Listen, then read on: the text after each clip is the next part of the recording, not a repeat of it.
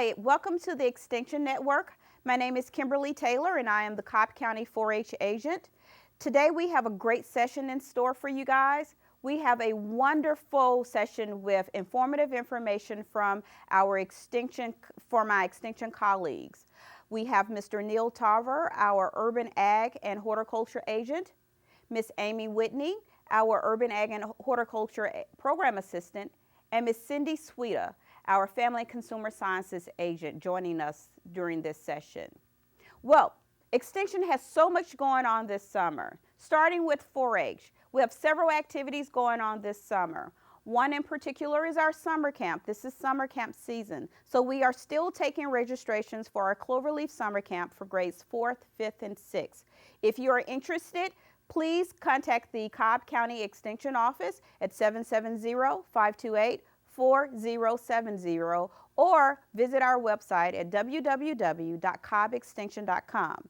In addition to our camp season that's going on, we're also hosting a Science Day for grades 4th, 5th, and 6th. This will be held July 23rd. So please RSVP. Oh, did I tell you that our Science Expo is free? Again, for grades 4th, 5th, and 6th. So if you would like more information about our Science Expo hosted by Cobb County 4-H, please visit our website at www.cobbextension.com for the registration flyer. Now we're going to take a short break, and when we come back, we'll have Miss Amy Whitney, our Urban Agriculture and Horticulture Program Assistant, talking to us about Pollination Week and a lot of other great things that are going on in our horticulture department. Really?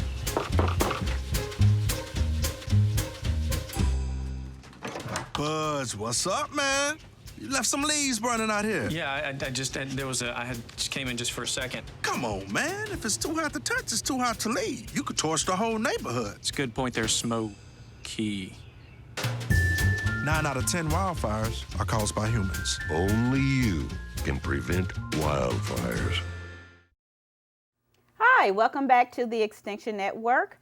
My name is Kimberly Taylor, Cobb County 4-H agent. With me, I have Miss Amy Whitney, who's going to talk to us about the different things that we have going on in our Cobb County Urban Agriculture and Horticulture Department. Welcome, Miss Amy. Thank you, Kim.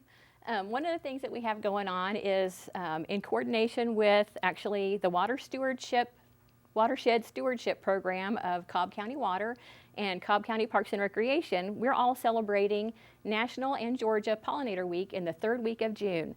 And so that's the 16th through the 22nd. And we have activities going on. On Tuesday, the 17th, we have a Monarchs and More workshop for educators. Okay. That's going to be at the Cobb County's Water Quality Lab at the same grounds as their customer service facility. They're at South Cobb Drive and the intersection with Atlanta Street. Wonderful. And so there's going to be, for those people who come in, there will be a $10 fee, but you'll go home with a curriculum guide for use in grades 3 through 6. Okay. And so that way, information about pollinators can get spread, more broadly through the whole county, because pollinators are so important for all of the things that we enjoy, for flowers and for really good food to eat. If we didn't have good pollination for our crops, especially a lot of the fruits and vegetables, then our dinner plates and our refrigerators would be a lot more boring, because pollinators are responsible for creating a lot of those fruits and vegetables and making them large and delicious. Wow. And so on Thursday, June 19th, we're going to have a family day, pollinator day at the Wildlife and Rain Garden there on the grounds of the same facility. It's a beautiful garden that a lot of people don't know about, and it is full of wonderful plants that are good for pollinators, and it's got a lot of ecological significance. And so we're going to have a family day there, and you can come, and there will be a bug hunt for kids and a butterfly craft, and you can learn about plants that attract pollinators and that are good for pollinators. And you can learn about getting your garden certified as a pollinator garden in the county, and that would be really a great thing to do. I brought here some plants because I'm all about visual aids as well as good food. And so these are plants that you might have in your own garden. For our native pollinators, a lot of the little tiny bees and the big bees and all kinds of wasps and beetles and iridescent flies, which are the ones that really are responsible for a lot of the good work in our gardens, they really are better off with native plants because those are their natural partners. But there are a lot of garden plants that have beautiful flowers that you can have going on year round. And to really support our pollinators, we need flowers year round in the garden. In the spring, Cobb County is gorgeous. We have so many flowering trees and shrubs. They've seen those flowering cherries that are just stunning in the spring. Beautiful, yes. And so in the spring, Cobb County just explodes with flowers, and it's wonderful. But it's harder sometimes to think about the flowers that need to be growing all year round to support those native pollinators. And so this is a basket of some that would be good for pollinators. Wonderful. This is agara and butterflies like that. And this is an agastache. I have a different one at home. I had never seen a yellow flowered one, so I got one for this. But the one I have at home is called anise hyssop, and it has a purple spike of flowers, and it is just covered up in all kinds of wonderful bugs all summer long. And this is a salvia. That's beautiful. Yeah, don't you love the purple? Yes. Yes, we like purple at our office. So purple is a wonderful color for bees and butterflies and insects of all kinds that would be very helpful to support in our gardens. And these are a little verbena thing, and you've all maybe seen the purple one, homestead verbena, and there's a red one, and there's this little lemon one, and there's a bunch of colors. So you can coordinate your garden however you want. And so these are just examples of some of the flowers you might look at to keep pollinators happy through the year. And you may have noticed there's a big thing back here that isn't flowers. It's fruit. Yes, I see. Yeah, and so this is one that I started from a cutting about 4 years ago. And I brought it today to show, blueberries because Mr. Tarver, our ag agent, is going to talk to us some about growing blueberries, which is a wonderful summer fruit. They'll be ripening now in June. And this one's, it's a little early because we're in May. But when you get these coming on in your garden, it's a wonderful thing. And so after this break, Neil Tarver, our ag agent, is going to come and talk to us about blueberries. But Miss Amy, can we recap again, if you want additional information about the sessions that are being offered during Pollinator Week, who do we need to contact and what's the contact information? Well, you can contact our office, obviously, and you can contact Cobb County Parks and Recreation. Kay Wilson there is a good contact, and her email address is k.wilson@cobbcounty.org, and K is spelled with an E at the end. And or you can call our office at 770-528-4070, and we'll be sharing all kinds of pollinator information that whole week, and so that will be a lot of fun.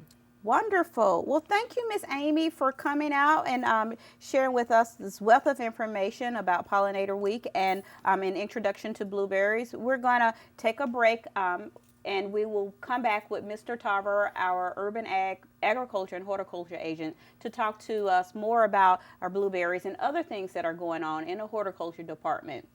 Thank you.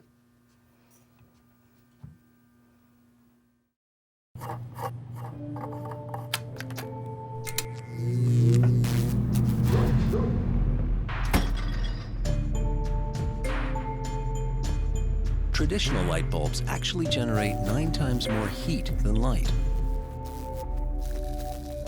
Switch to Energy Star light bulbs, and you'll realize just how much cash you were really burning through. Saving energy saves you money.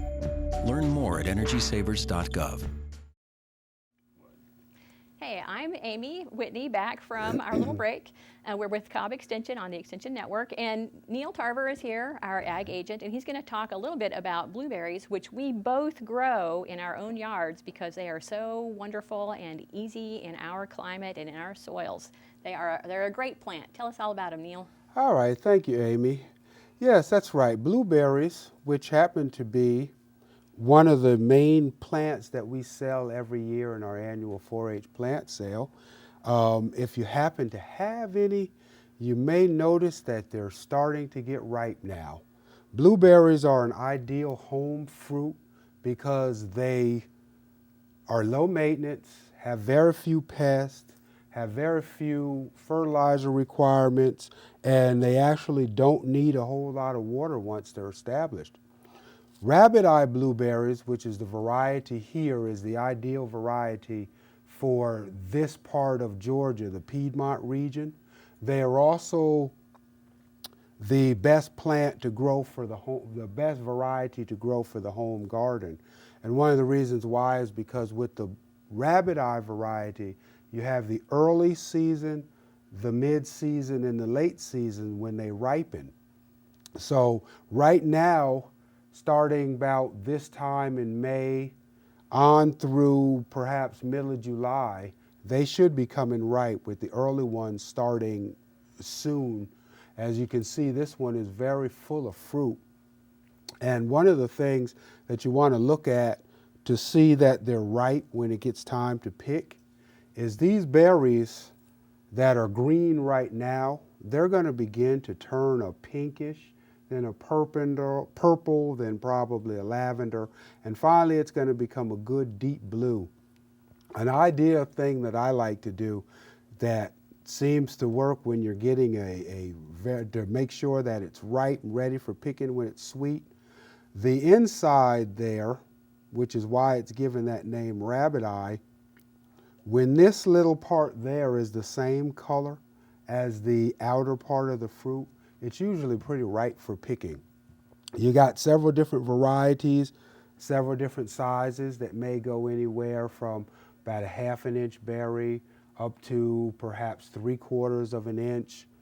One plant, once it's maybe about 3 years old or so, could produce perhaps as much as 2 pounds of blueberries per plant. So they're really, really good fruit to have in the home garden.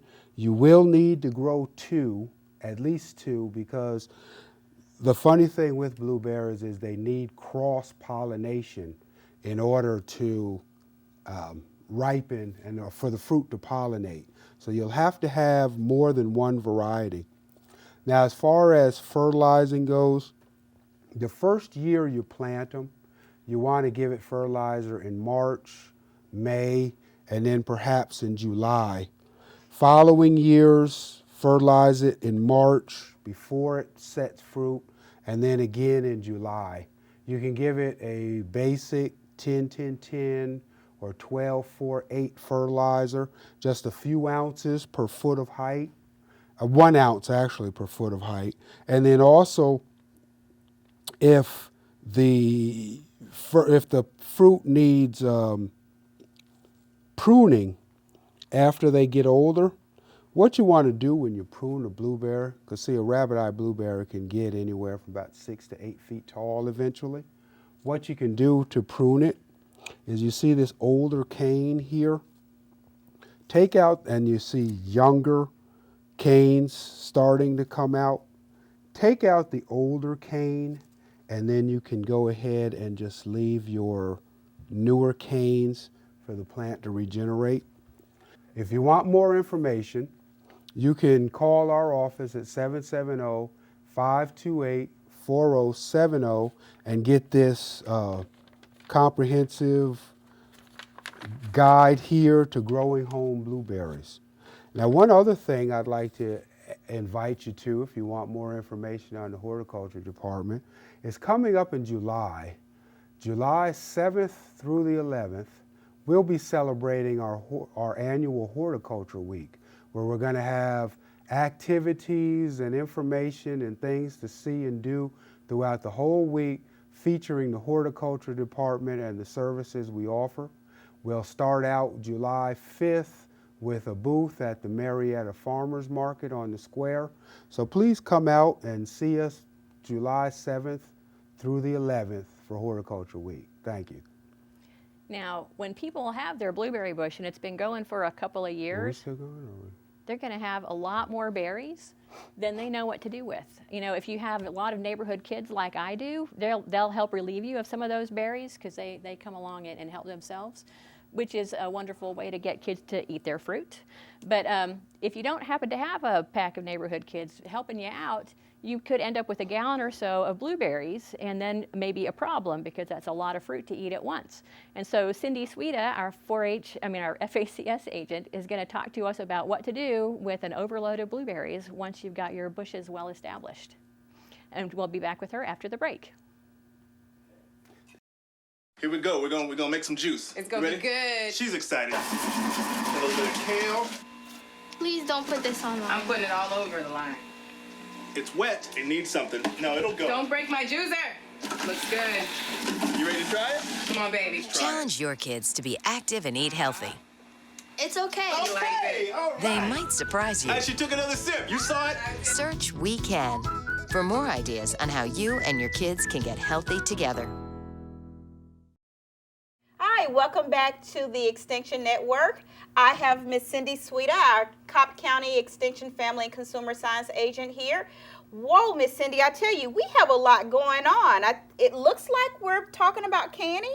We are. Okay, so can you, as a beginner canner, how can you assist me with starting? We mentioned blueberries earlier, and I see blueberries canned over here. How can you assist me with the process? Okay, Kim. Well, first of all, when you're beginning to can, you want to gather your equipment. So let's start with the jars, essential in canning. We always want to purchase or acquire canning jars, or sometimes called mason jars. But these jars are specifically made for the canning process. And so we don't want to use commercial pickle jars or old mayonnaise jars for our canning. We always want to purchase or acquire these jars that are specifically made for canning. Now they come in standard sizes, and most recipes you'll see for home canning will either have processes for a quart-sized jar or a pint-sized jar. But we also will see half-pint-sized jars for many of our jellies, jams, and preserves, and even salsas, as well as sometimes you may see mentioned half-gallon jars that are used for high-acid juices.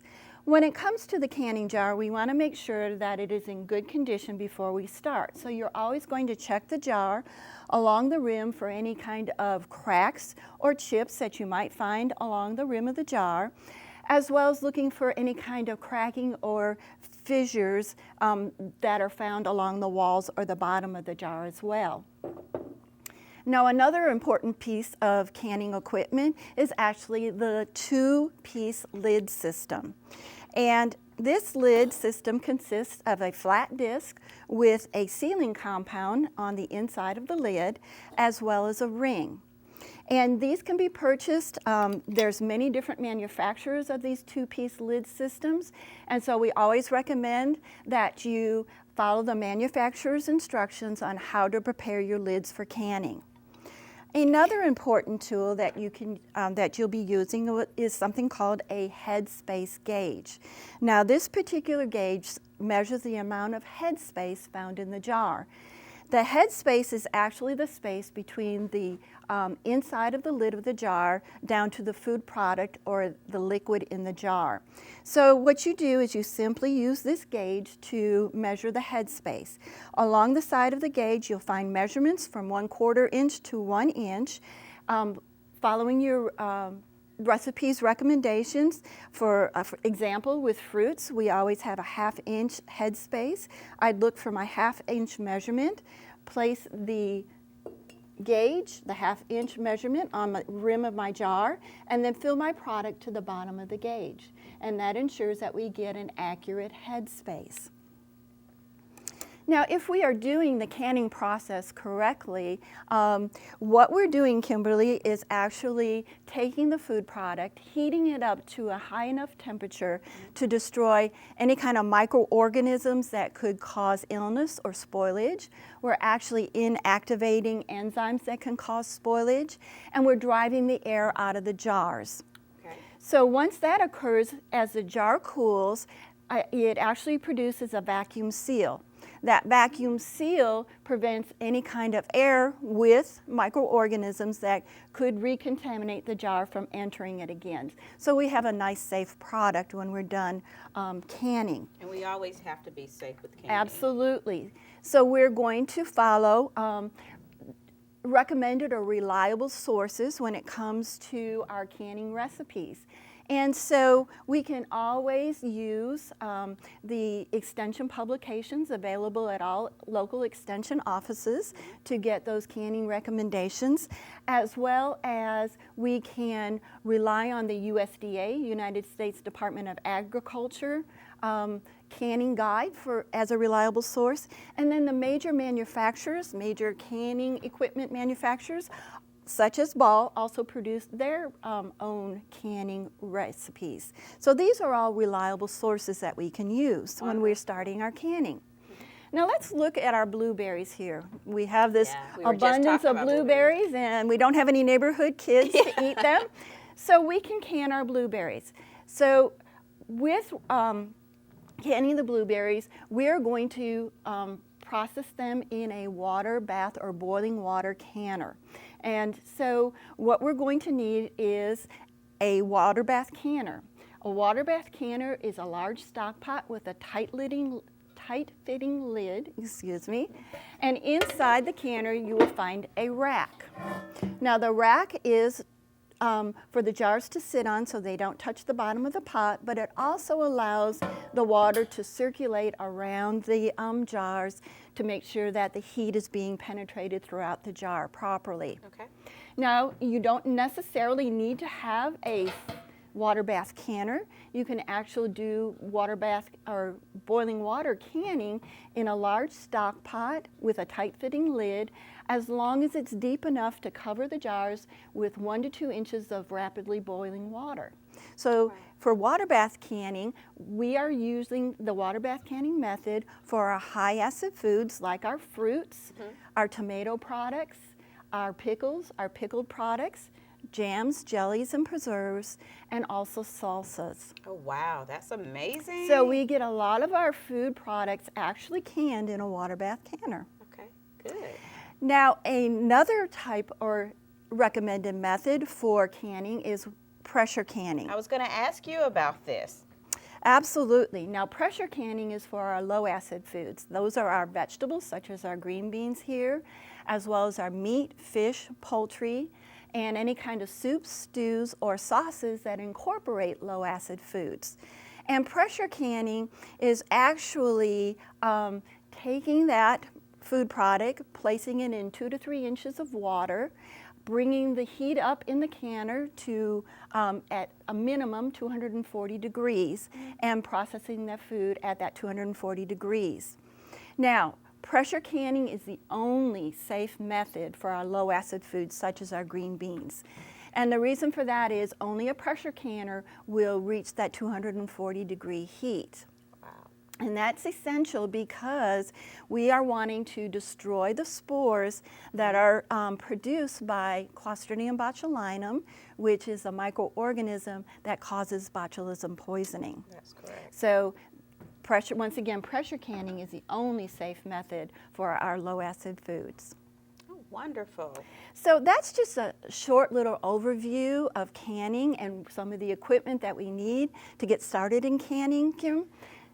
Oh, Miss Cindy, I have a question because it looks like I can go, from looking at this, I can start today, but I'm a beginner canner. What is the first thing that I probably need to do? Can I contact you or the Extension office for additional information? Absolutely, absolutely. And we do have publications that you can pick up at our office, or you can always come in and talk to our staff in the Family and Consumer Sciences Department. But we also have some hands-on canning classes that are coming up in June. Wonderful. On June 9th, we will be doing a boiling water canning class at our office from 6 to 8:30 p.m. And then on June 24th, we'll be doing the pressure canning class at our office from 6 to 8:30 p.m. And you can find all of the information for those classes and registration on our website. Simply go to www.cobbextension.com. Miss Cindy, the classes, going back to the classes. Now, are these sessions for adults and youth, or can... I have had both in our classes. We have had we've had youth come along with their parents or guardians, so youth are welcome as well. Wonderful. So everyone is welcome at our canning classes. Oh, wonderful. Well, I feel like I can start canning as soon as I leave here, but thank you so much for this great wealth of information. Again, if you have additional questions about canning or our Family and Consumer Science Department, please feel free to either contact us at 770-528-4070 or visit our website at www.cobbextension.com.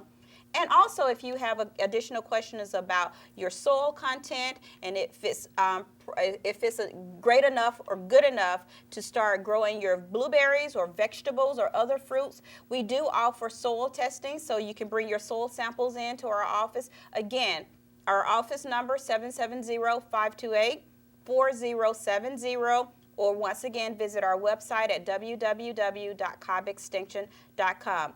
Thank you all so much for joining us at the Extension Network. We look forward to either seeing you in our office or getting your emails really soon. Thank you and have a great day.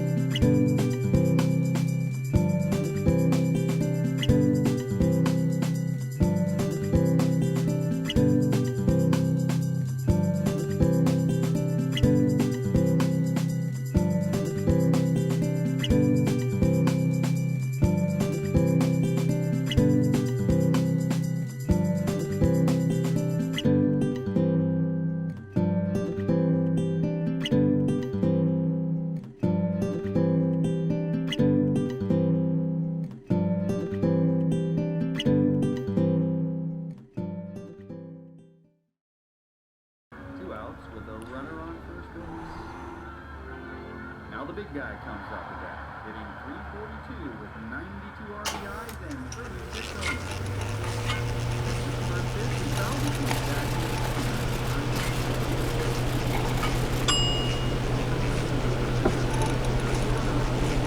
homers. Chill raw and prepared foods promptly. 1 in 6 Americans will get sick from food poisoning this year. Keep your family safer. Check your steps at foodsafety.gov.